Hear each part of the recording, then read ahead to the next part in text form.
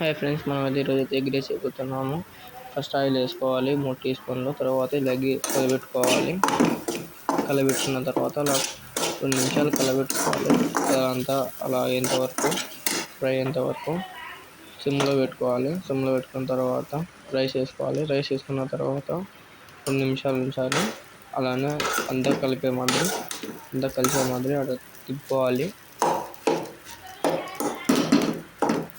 తిప్పిన తర్వాత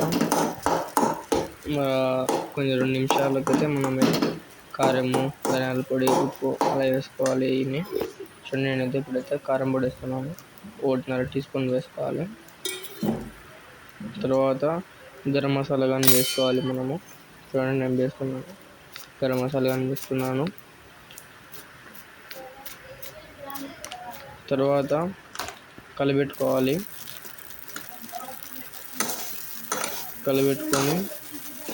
2 నిమిషాలు సిమ్లో అయితే ఉంచాలి. సిమ్లో ఉంచిన తర్వాత మనమైతే ఫైనల్గా అయితే ఇట్లా వస్తుంది. ఎరగడలు పెట్టుకొని తినేయడమే.